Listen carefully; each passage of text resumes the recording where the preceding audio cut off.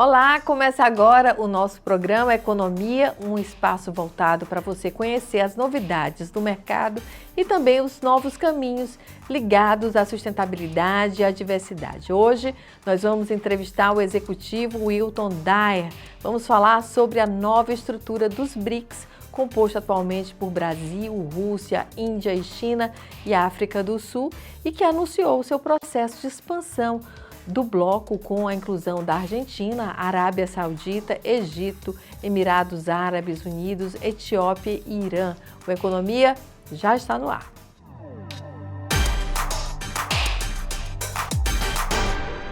Dr. Wilton Dyer, hoje nós vamos falar sobre os BRICS. E o senhor é um estudioso, né? Está sempre pesquisando e a gente está nesse momento de mudança. Como é que o senhor vê essa expansão dos países nos BRICS? Olha, é um momento novo, não resta dúvida, né? O BRICS, só para relembrar, foi começado através de conversas paralelas com líderes de países considerados emergentes, né? Que antigamente chamava país subdesenvolvido, emergentes. Isso na década de 90, 93, por aí, começou esse encontro informal. Depois formalizou a partir de 2009. E em 2001, um economista do Goldman Sachs, eu acho, Jimmy O'Neill, indicou a sigla BRICS, juntando esses 5 países, inclusive juntando também a África do Sul, West e South África, e evidentemente já vem evoluindo, os tempos vão mudando, né? E agora, depois de alguns solavancos da economia global, inclusive já apontado antes da pandemia, a dívida global antes da pandemia era em torno de 255 trilhões de dólares e o PIB dos 20 maiores países do globo é em torno de 80 trilhões de dólares, ou seja, uma dívida de 320% além do que esses países produziam. Quando veio a pandemia, logo em seguida, aí a coisa tomou um vulto muito pior, porque economias se paralisaram, a gente viu, inclusive, o preço do petróleo despencar e tal, as empresas aéreas todas com os aviões nos pátios. Então foi uma reviravolta grande e foi um elemento catalisador para trazer mais pobreza, mais situação crítica para os países, para todos eles, né? E então, no próprio Fundo Monetário Internacional, que faz uma reunião anual em Davos, na Suíça, começou a alertar sobre isso, que tinha que haver uma nova ordem. Eles chamavam de Great Reset, né? Uma nova ordem no sentido de equacionar soluções para minimizar a pobreza, a miséria, etc. E agora, de um ano para cá, com os problemas que os grandes países estão passando, a economia mundial todinha passando, você deve lembrar que antes da pandemia, a Europa, por exemplo, ela ofertava crédito, às vezes até com taxa negativa. Inflação na Europa, inflação nos Estados Unidos, a gente praticamente nunca ouviu falar. Inflação nesses países estão em nível exacerbado, inclusive taxa de juros com 5%, 6%, que não existia isso, né? Então, é uma mudança radical. E os países começam a agora navegar numa nova onda, e no sentido de se organizar melhor, para, não digo confrontar os Estados Unidos, confrontar o dólar, a ideia eu acho que principal não é essa, mas é ter capacidade de fazer suas trocas comerciais através de uma moeda própria, do próprio grupo, para se desligar um pouco do dólar. Mas o dólar não vai desaparecer, essas moedas serão moedas, a tendência a serem digitais, todas elas comandadas pelos bancos centrais desses países, inclusive a tendência a ser lastreada em ouro, como era antigamente, em função do acordo que aconteceu em 1944, em julho de 1944, numa cidade chamada Bretton Woods, uma cidade turística lá do estado de New Hampshire, nos Estados Unidos, onde 45 aliados dos Estados Unidos, em função quase do término da guerra, se sentaram e traçaram as normas, né, o futuro de como será daqui para frente. Então foi naquela reunião que foi criada o Banco Mundial, no caso era o Banco de Reconstrução, o BIRD, para reconstruir a Europa, que ficou dizimada, o Fundo Monetário Internacional, e uma regra muito fundamental para que os países só podiam emitir moeda se tivesse um lastro em dólar. E naquela época ficou definido que seria $35 por um onça Troy, que é 31 gramas e um quebradinho. Todos assinaram, mas acontece que, e a coisa vinha funcionando regularmente, a Europa foi recuperada através do Plano Marshall, e quando 25 anos depois, os Estados Unidos romperam um acordo, através do presidente Richard Nixon. Isso aí criou uma situação de mal-estar com os países membros, né, inclusive a França, a Itália, etc, etc. Por quê? O presidente Nixon chegou e disse, a partir de agora eu não vou mais ter lastro ouro, porque qual a razão? Crise nos Estados Unidos, em função de sustentar uma guerra por 25 anos, a Guerra do Vietnã, onde os Estados Unidos, inclusive, saíram derrotados, e também afetou gravemente a economia americana. E a gente está num outro momento, como o senhor falou, de inflação, de aumento de juros e da miséria, inclusive nos Estados Unidos também. E vem o Brasil, China, Rússia em guerra com a Ucrânia, né? A África do Sul tentando ver como é que as coisas se desenrolam, a Índia também criando, se estruturando como uma grande potência em vários setores, né? E começa a englobar países como a Argentina, a Etiópia, o Irã, os Emirados Árabes, né? Etiópia, por exemplo, para mim foi uma grande novidade, né? A gente não consegue ver muito... O Egito você ainda tem uma tradição histórica que você lembra mais, né? A África é um grande mistério para nós ainda. Olha, a África é um continente africano, tem uma população de 1 bilhão e 400 e poucos milhões de habitantes. São 55 países. É uma região realmente complexa, mas que alguns países já estão começando a sair desse estágio de país subdesenvolvido já pré-emergente. Então, a África do Sul é um exemplo disso, né? E a Etiópia é um país triste, muito dependente de água, que não tem, mas tem uma população de 120 milhões de habitantes. E, evidentemente, tem os seus lados positivos. É o caso também do Egito. O Egito é um país africano, mas só que é na parte norte da África, o outro é subsaariano, mas a África tem um potencial enorme. E mais, a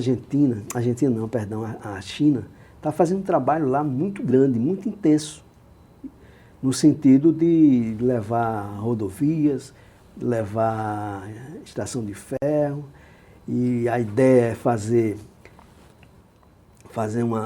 voltar a rota, restabelecer a rota da seda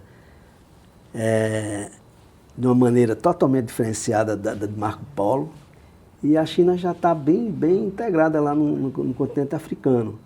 Então, eu acredito que a entrada de mais 2 países agora, africanos, é uma sinalização de que a ideia é fazer um conglomerado que venha confrontar futuramente a política dos Estados Unidos, né? No sentido de diminuir a miséria, a pobreza, etc. Uma nova OTAN? Não creio. Olha, sinceramente, eu acho que a gente tem que parar de pensar em guerra, em disputa de poder, porque o fato é que o povo sofre. Então os governantes têm que se preocupar com o bem-estar do povo. De modo geral tem que ser isso. Infelizmente, nem sempre acontece assim. O presidente Lula, pelo menos, ele tem uma visão mais humanista, né? De dizer, olha, nós somos um país rico e tudo, eu não consigo pensar como é que a gente pode viver com o povo passando fome, como é que nós não podemos negociar com as nossas próprias moedas. Tanto é que esses países já estão, apesar de não ter moeda conversível, que só são 10 no globo, mas já estão negociando trocas comerciais com países como a China e a Rússia, por exemplo. A China com alguns parceiros já através do yuan. Por quê? Porque se um país produz petróleo, digamos assim, o outro país produz chips, sensores, que estão falando que vai ser a nova commodity do mundo. E quem são os grandes produtores de sensores aqui? A China, um pouco, Taiwan, que pertence à China, mas é uma disputa grande. A China agora está olhando Taiwan com outros olhos. E outros países são altos produtores de petróleo. Olha, de 8 países que estão participando agora do BRICS Plus, BRICS sexto, com os 11 componentes, 8 são grandes produtores de petróleo. 8 grandes produtores de petróleo e gás.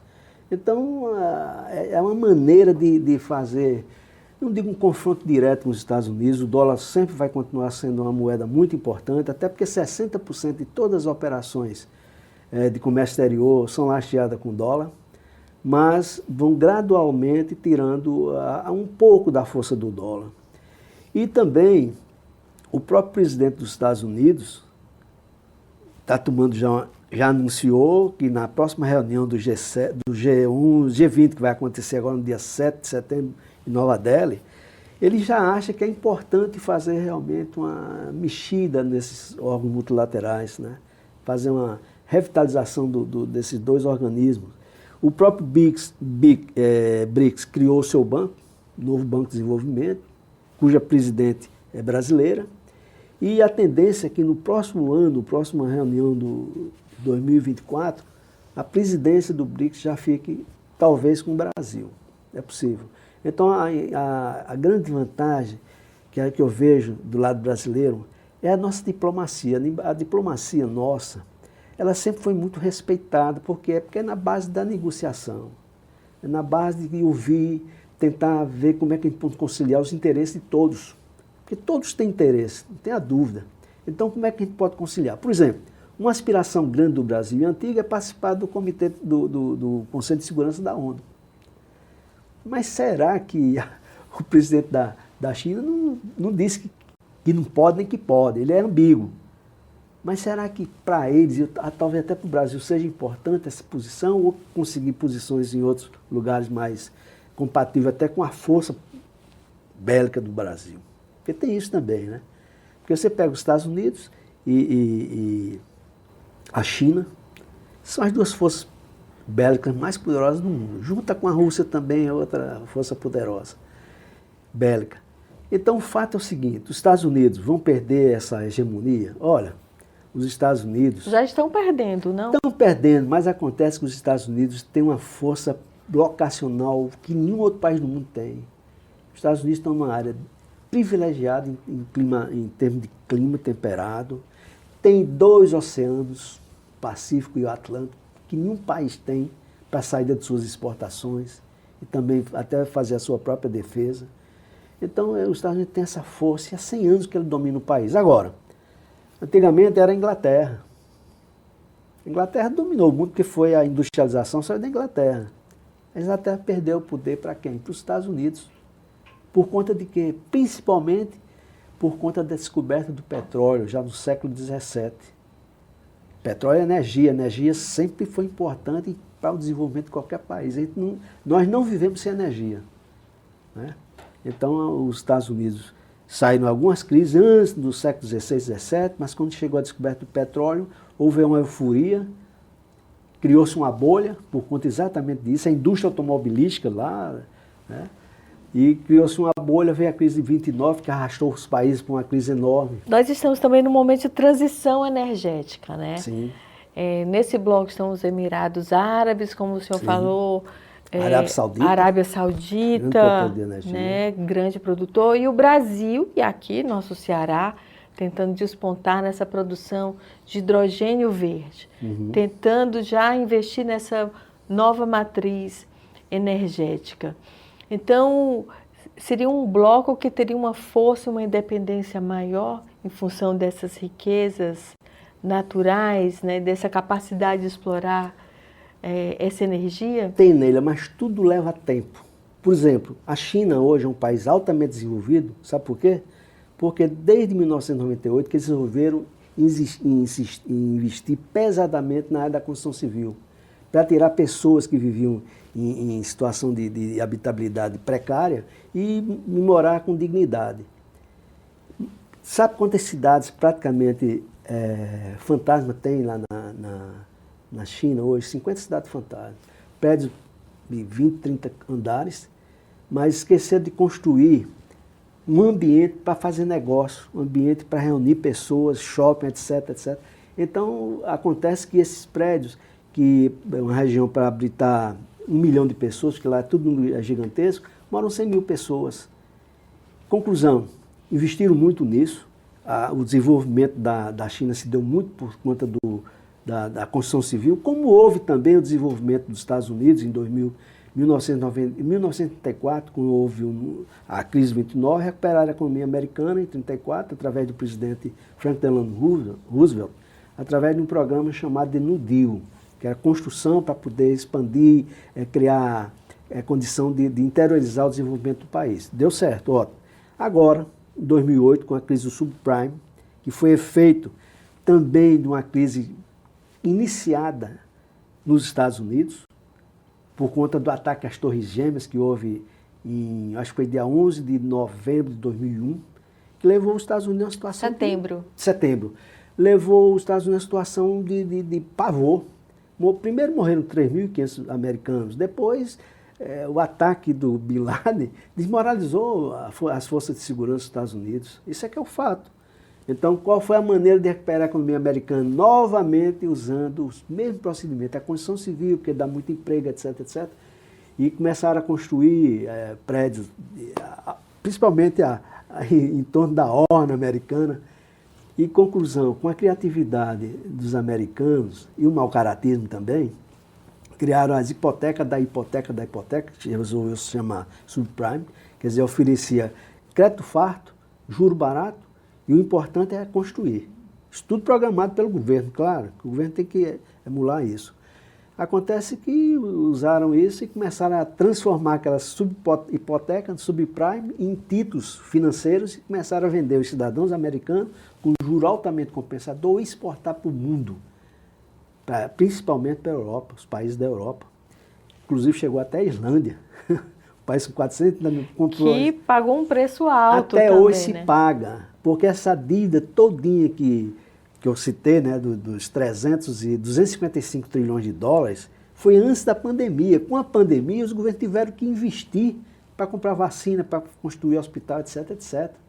Como nós fizemos aqui o nosso esforço de guerra, saiu até um orçamento de guerra, para emitir dinheiro, como o Brasil chegou a emitir, quase 450 milhões. Essas notas de R$200 foi exatamente por conta disso, né? Mas é uma necessidade, é importante, tem que salvar a vida das pessoas. Acontece que o efeito catalisador da pandemia fez com que os países chegassem à situação de inflação alta, juros altos, o pessoal reclamando, o presidente do Fed americano, do Banco Central americano, querendo elevar a taxa para 0,5, o presidente dos Estados Unidos, não, vamos deixar só em 0,5. A mesma coisa daqui, né? Só que com uma proporção muito diferente, né? Diferente. O PIB muito deles diferente. o PIB americano é 27 trilhões de dólares, nosso PIB não chega a 2 trilhões, né? Guardando as proporções. Mas o fato é esse, é que o mundo realmente está vivendo um mundo diferente.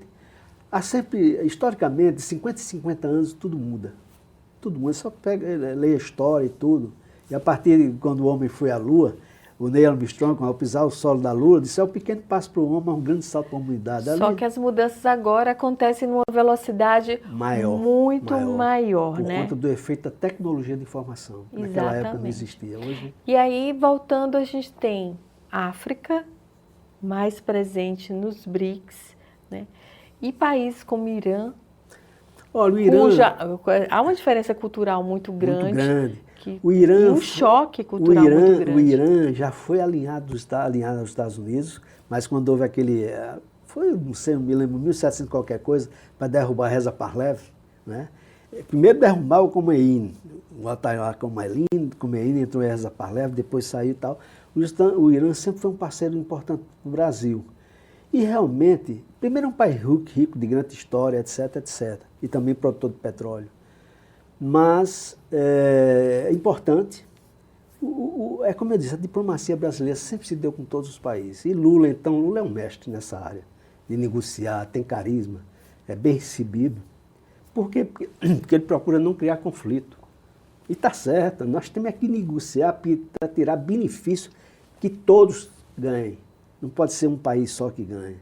E os Estados Unidos gradualmente vão perdendo a sua hegemonia, porque é natural. Antigamente era a Inglaterra, Estados Unidos 100 anos de hegemonia, mas vão surgindo outros. Exatamente nesse novo formato de integração, né? É exatamente para poder trazer o bem-estar a todos. E, evidentemente, às vezes o poder pode mudar, porque os Estados, a China está hoje já devagarinho, né? Hoje não existe, não precisa mais essas guerras violentas como a gente está vendo na África, não. Vai ser a guerra de quinta geração. O que é que está faltando para você? Vacina. Ó, eu tenho o produto ativo aqui da vacina, vai chegar para você assim. Vamos financiar. Não, a gente financia uma rodovia, uma ferrovia e tal, papá.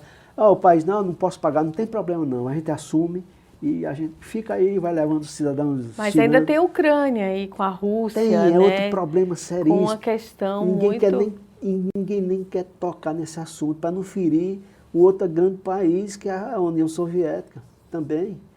Não é economia fortalecida, mas é um país que tem história, tem cultura, tem tudo. Que se desmembrou, né? A União Soviética acabou. E ela é líder de uma região chamada Eurásia. E quem está por trás disso tudinho é um economista ligado, evidentemente, ao presidente Vladimir Putin, chamado Sergei Graev. Ele é economista, ele cuida da integração macroeconômica exatamente da reunião da Eurásia. E a China já é um outro grupo que participa também, que cria os estudos e tal, e tudo isso é feito negociado. Sabe por quê? Porque houve a tentativa de 40 países se inscreveram. Os países mais importantes do mundo, a meu ver, a Indonésia, ele não quis participar, não está querendo, ele quer ficar independente, porque é um país forte. Futuramente, a Indonésia estará na lista dos 5 ou 7 países mais importantes do mundo em termos de PIB, mas não quis. E então, 23 foram selecionados, né, e somente 6 foram aceitos agora. Mas no próximo ano, com certeza, outros países vão entrar, e eu acredito que alguns países da África. A África tem muita riqueza, minério,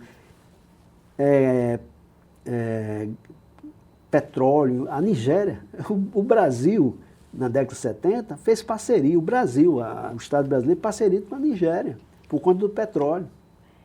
E, pelo jeito, vai se voltar, né? O presidente Lula já anunciou novos acordos também. Eu tenho a impressão que Lula vai influenciar muito, porque Lula sempre foi muito vocacionado a negociar com a Nigéria, sempre, né? Isso não é de agora não, dos governos anteriores. E a Nigéria tem muita riqueza, muita riqueza. O problema da Nigéria são as tribos, corrupção, falta de governança, claro, mas tem muito diamante, ouro, petróleo, tudo tem lá. Países muito expropriados, né, que sofreram muito com o processo de colonização europeia. Também. Né? E hoje cobram preço, há uma consciência maior com isso. Mas eu queria falar com o senhor sobre a Argentina. Olha, nosso vizinho aqui no momento difícil, momento eleitoral, e entrando nos BRICS. Né? O que o Brasil ganha com isso, com essa parceria? A Argentina é um grande parceiro nosso, sempre foi, né? Evidentemente, nas crises, dificuldade de honrar os compromissos com o Brasil. A gente já viu isso, esse filme, algumas vezes. A Argentina é um país assim, espetacular. Sobretudo, porque eu conheço bem Buenos Aires, já estive lá algumas vezes. E da última vez que eu voltei, foi este ano, eu saí de lá conduído. Sabe por quê? Porque eu nunca tinha visto cidadão argentino jogado na rua, como a gente vê aqui no Brasil. Nunca vi. Dessa vez eu vi. A inflação de 100% ao ano. O poder da moeda, de uma hora para outra, Neila, perde assim 5%, 3%, 4%. É impressionante. E não se pode viver numa situação desse tipo. Agora, é um país estratégico para a gente, em termos de exportação, por exemplo, de trigo e outros produtos mais. Sempre houve uma parceria muito boa com o Brasil. E outra coisa, nós temos que fortalecer a América do Sul. Houve várias tentativas, a LAUC, a LIDE, a LAUC, não sei o quê, mas a gente tem que formar um bloco sólido aqui, com boas lideranças, para tentar mudar tornar a América do Sul países respeitáveis. E a primeira maneira de se respeitar é diminuir, acabar a corrupção. Mas é muito difícil fazer isso e um bloco não tem esse poder, porque cada país tem a sua autonomia, né? Eu vejo uma política, às vezes, muito amistosa, principalmente do presidente Lula, né? Meu amigo, minha amiga, e né, você está falando com governantes que são eleitos por um tempo, né? E agora tem uma nova eleição. Dependendo de quem for eleito, essa relação com o Brasil pode ficar muito complicada. Pode ficar complicada, como aqui aconteceu conosco também, né? Às vezes um clique, uma diferença aí de poucos votos, né? Então, realmente, é uma preocupação que sempre houve aqui na América do Sul. Mas, por exemplo, a Venezuela, um grande produtor de petróleo, inclusive os Estados Unidos sempre foram contra, mas está tentando se aproximar com o governante da Venezuela por conta do petróleo. Olha, o fato é o seguinte, o presidente Biden já deu uma sinalização. Tem que melhorar esses dois organismos, até pela criação do nosso fortalecimento do BRICS, criação de um banco, próprio novo banco, né, desenvolvimento, e também o seguinte, já sinalizou que vai liberar 50 bilhões de dólares para esses países que precisam. Já é uma sinalização. Agora, como é que eles liberam? Emitindo moeda. Os Estados Unidos já emitiram, tem uma dívida de 33 trilhões de dólares, uma dívida além do PIB. Né? Então, é isso, cada sufoco, sei o que, vamos emitir moeda. Como? Moedas fiduciárias. Através de quê? Depois de 71, os bancos centrais aqui emitem essas moedas e comandada por quem? Pelos políticos, que aprovam, que debatem, não sei o quê. A mesma coisa que aconteceu agora. Né? Então, e o que tem impacto na inflação. E essa emissão de moeda gera, sabe o quê? Inflação, só isso. Exatamente. Será que vale a pena? Porque a inflação derruba o poder do consumidor, sobretudo da classe pobre. E do governante também. Também, desgasta o governante. Agora, esse dinheiro aí, que vão criar moeda nova, aí falam em lastro também de ouro, tem muitos países já comprando ouro. Os Estados Unidos é um país que tem mais reservas de ouro, tem 80 mil toneladas, nossa, assim, 8 mil toneladas de ouro. Por quê? Porque o ouro é um metal que só existe ele, difícil de fazer fraude com ele, e também serve de lastro há muito tempo, historicamente, para lastrear moeda. Desde os Estados Unidos, antes da Primeira Guerra, já era lastro de ouro. Então, a tendência é que os bancos centrais vão emitir suas próprias moedas digitais. Já tem até a sigla. Central Bank Digital Currency, moeda digital emitida pelo Banco Central, pelos bancos centrais de cada país. Então, eles vão, a meu ver, no futuro, eles vão fazer o seguinte, vamos lastrear o ouro, cada país desse tem uma reserva de ouro, saber quem é que vai administrar, onde é que vai ficar depositado esse ouro, talvez na Suíça, da credibilidade que os bancos suíços têm, o país tem. E de onde vem esse ouro? Aí cada país... Quem produz esse ouro? Bom, o Brasil tem um grande produtor de ouro, reservas? mas tem outros países com também que produzem. Com massacre também de comunidades, né? Com massacres, garimpo ilegal, também, e entra outra situação, né? Avanços sobre terras indígenas, né? Que acontece no Brasil, na Nigéria, com guerras e com financiamento de muita violência também. Infelizmente é. É o retrato do mundo. Olha, se for pegar a história do mundo, tem momentos edificantes, líderes maravilhosos que a gente admira até hoje, tudo, mas também tem muita gente, né? Tem que se disciplinar também essas fontes, né? Porque sobre a cotação do ouro e aumenta a violência. É por essa razão que a gente tem que estar todos bem atentos, né? Esses movimentos. E, evidentemente, a própria tecnologia vai ajudar a combater um pouco a corrupção. Porque você vê aqui para nós, um imposto de renda hoje, praticamente a gente já vem com ele pré-pronto. Você tem que fazer a conferência, se você discordar, você justifica, se você concordar, paga, faz as correções, etc. Futuramente, vai ser para as empresas do mesmo jeito. Então, com isso aí, tem um professor americano, Robert Giltson, que ele falou isso, que a corrupção está com os dias contados, exatamente por isso. A tecnologia vai aperfeiçoando e a corrupção, a tendência dela é diminuir. Eu não digo acabar, mas diminuir A grande tendência é essa. Fica mais fácil, né? Identificar o ponto de obstrução Olha, que pode, ou o ponto de risco. Esse PIX, que foi inventado na China, China e Índia. A Índia tem grandes matemáticos com a China.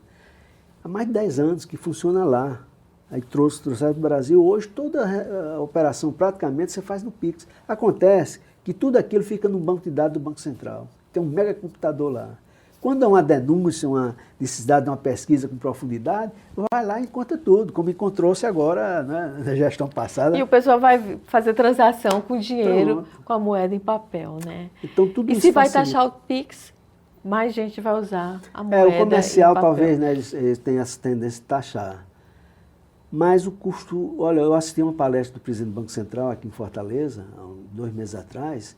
Ele disse, olha, a adesão dos funcionários do banco, nós conseguimos implementar isso e tal, tal. E ele já agora, há pouco tempo, disse, olha, daqui no final do ano nós vamos ter a nossa moeda digital. O DREX. O DREX. Olha, que vai ser muito bom, a facilidade, quebra muita burocracia, isso é produtividade, aumenta a produtividade. É uma outra lógica, né? Uma beleza. É uma outra Sim. lógica e a gente vai ter que se reinventar. Sim. Enfim, essa ampliação do BRICS é uma boa notícia para o Brasil? Eu acho que é. Não saiu como o Brasil gostaria. Mas é. Com desgaste político, não, inclusive. porque o grande sonho da diplomacia brasileira tem um assento no Conselho de Segurança da ONU. Mas acontece que na carta que foi assinada por todos, o próprio presidente Xi Jinping já deixou claro que aceita que tem que modernizar, não sei o que e tal.